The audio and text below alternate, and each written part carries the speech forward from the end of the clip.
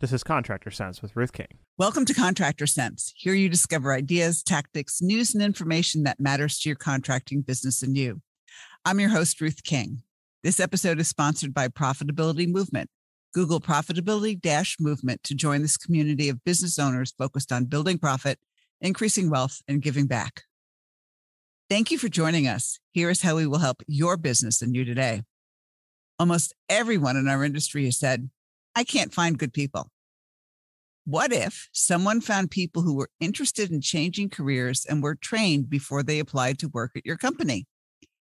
Yes, we can do that. My guest today, Alex Coleman, CEO and founder of Faraday, explains how this is possible and how his company has been placing people who want to change careers with contractors who need help.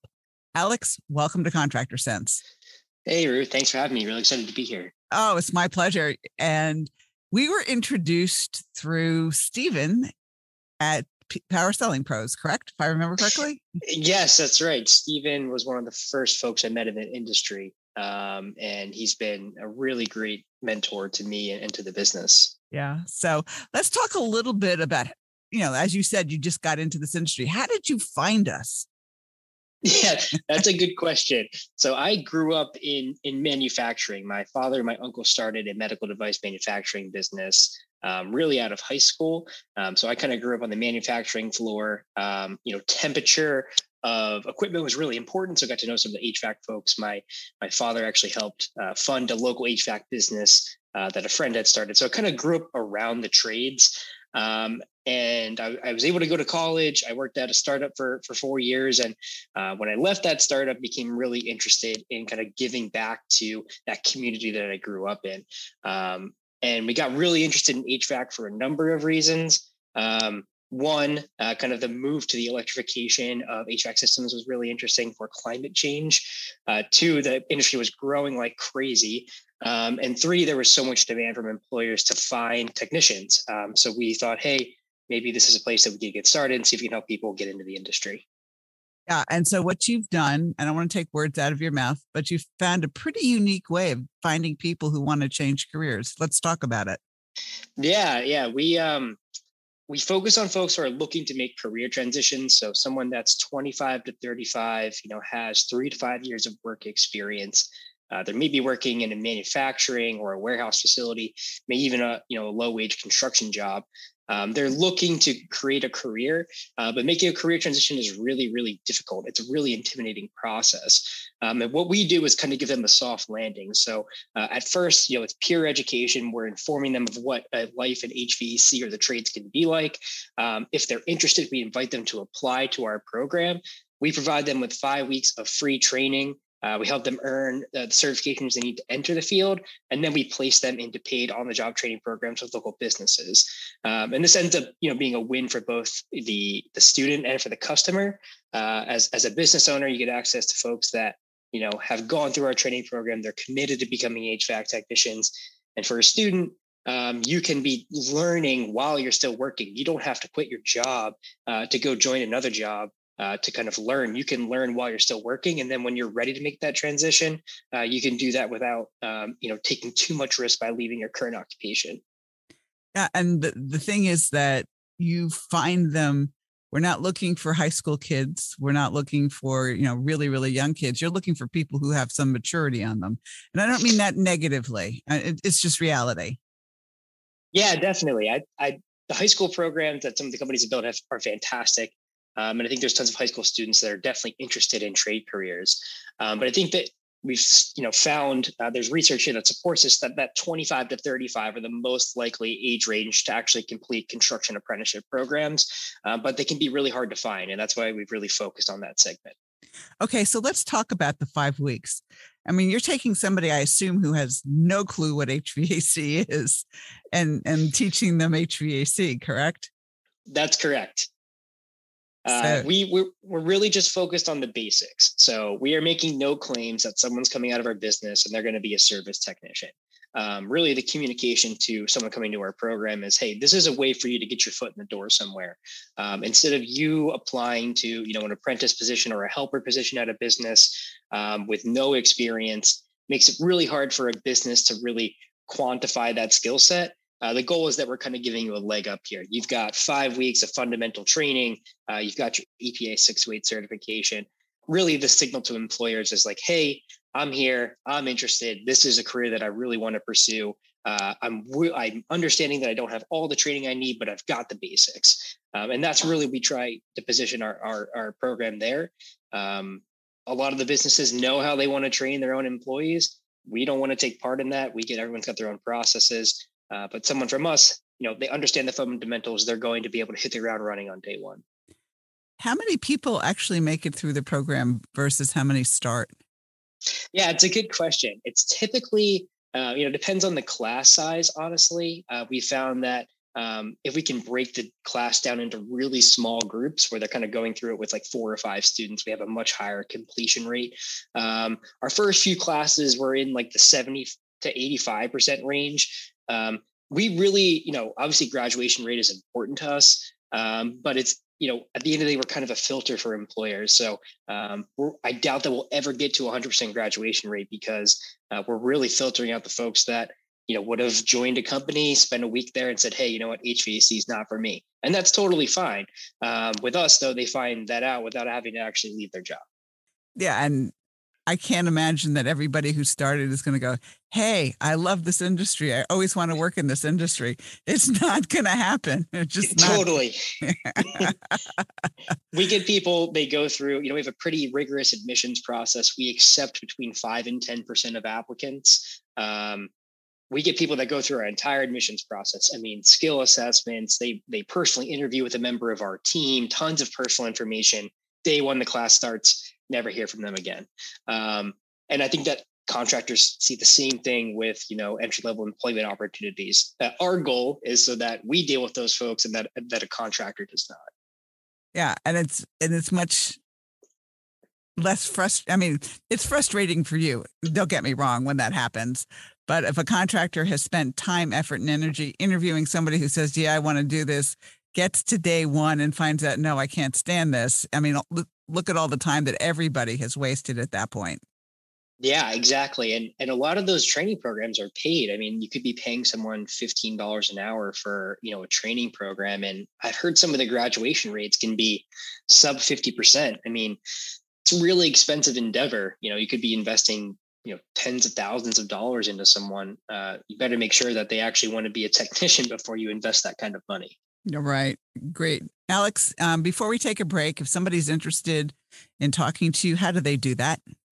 Yeah, that's a great question. You can find me on LinkedIn, Alex Coleman. The name of the company is Faraday. You can also send me an email at alex@faradaycareers.com. Great.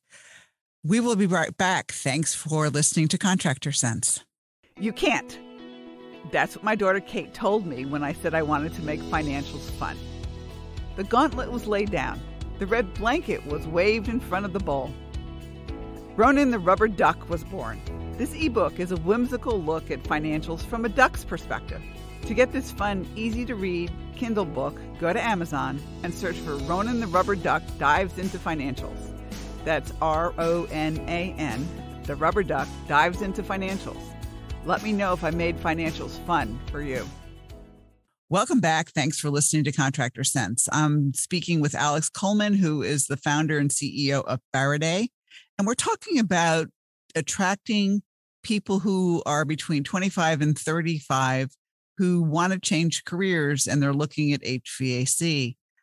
Before the break, Alex told you about their 5-week programs that gets their EPA certification and gets them ready to say, number one, yeah, I want to do HVAC, but number two, they've got some basic knowledge of, what they're getting themselves into. So Alex, the question that's probably coming to everybody's mind right now is, it's free for these people to go through the program. How do you get paid? I mean, does the contractor pay? Do the people pay on placement? How does that work? Yeah, it's a great question. We make our program free because most of the folks we talk to in this career transition period, they want to make a transition, but they either can't afford to go to trade school, they may already have existing debt. or more importantly, they can't afford to forfeit 6 months to a year of income. They have a job. Sometimes the trade school hours do not work well with someone's job schedule. So they're unable to attend. And that's one of the reasons that we make it free, is so that those folks can actually attend our program. But this gives us a lot of advantages, is we're able to get really selective about the folks we let into our program because it's free. Because we're not incentivized by tuition or graduation rates, we're actually incentivized by placement rates. We only get paid if we place someone at a business and they have a successful outcome there. So we're really building a machine where the incentive is we go and find people that you want to hire, we vet them for you, and you're only going to pay us if we succeed at finding you someone that you want to hire and train. I think this ends up, it can be frightening to a contractor at first, the idea of paying for an entry-level employee, but we find that a contractors actually end up saving money by working with us. You're able to limit the amount of classroom education you have to deliver, which is typically paid, and you're able to lower recruiting costs and ultimately get, better completion rates of training programs, better retention rates. Once someone leaves our program, that's not the last time they hear from us. We have a really tight-knit community of instructors, students, coaches. So they get access to continuous education, even after they've graduated from our program. So is the program totally technical, or are there soft skills with it? Really focused on soft skills. Again, we're the idea of teaching someone how to troubleshoot the system on their phone. Is kind of unrealistic, right? And we're not making any claims that we're able to do that. We're really focused on soft skills. We have a complete, customer service and sales curriculum where we're teaching folks how to introduce themselves to homeowners, kind of practicing that introductions, what not to say to homeowners, why it's important that you represent yourself personally and the company you're working for when you're approaching homeowners. So we're really trying to give them that holistic approach. It's something we look for in the admissions process. Is we're screening for folks that maybe have some sales experience or have customer facing experience. We know that they're going to succeed as service technicians. So how do they get their EPA certification if there's no quote unquote hard skills? There is hard skills. Okay. We certainly teach hard skills. We teach, refrigeration cycle, electrical theory. We teach basic maintenance procedures. They learn safety and tools. We have a full EPA study guide. We're approved by the EPA to actually deliver that exam. So we do all of that in-house. And if anyone's curious about checking out our curriculum, I'm more than happy to open it up for someone to take a look at. We work with the folks over at Masterclass and a bunch of HVAC subject matter experts to build it. And I think it's a really great program. Cool. All right. So do you have the ability to place people all across the country, or do you have contractors say, hey, we're looking for people? Or how does other than this podcast, how does a contractor find you? Yeah, we go out and find contractors. We put out resources on the internet for, kind of targeted recruiting and training programs to attract contractors. We typically don't accept students into our program unless we have a contractor in their area. Again, we're really, really focused on outcomes here. The worst case scenario is someone goes through our program, they're excited about getting HVAC, and then we're not able to actually help them, make that career transition. So we typically go and, find a group of contractors in a given geo. We say, hey, are you interested in kind of participating in our program? And that's when we start launching those recruiting campaigns. For what it's worth, we get students from all across the U.S. that apply to our program. We get about 10,000 people to our website per month looking to make a transition into the trades. About 500 of those folks end up actually applying to our program. So we've got folks all over the U.S. that are ready to kind of go through our training program, but we need a contract on the other side. Got it. So for those of you who are listening, who are interested in being one of those contractors, you can talk to Alex and contact him. And Alex, give us your contact info again. Yeah, of course. You can reach me on LinkedIn, Alex Coleman. You can also email me at alex@faradaycareers.com. That's FARADAY careers.com. Cool. So you might find a few people who are interested in changing careers. Alex, any final thoughts?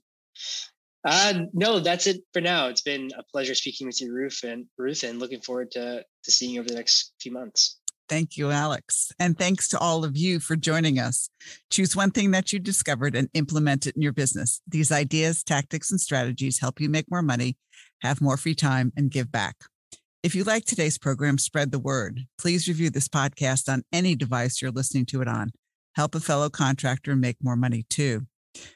For comments or questions, call me at 770-729-0258 or email ruthking@hvacchannel.tv. Thanks for listening. Have a great and profitable day.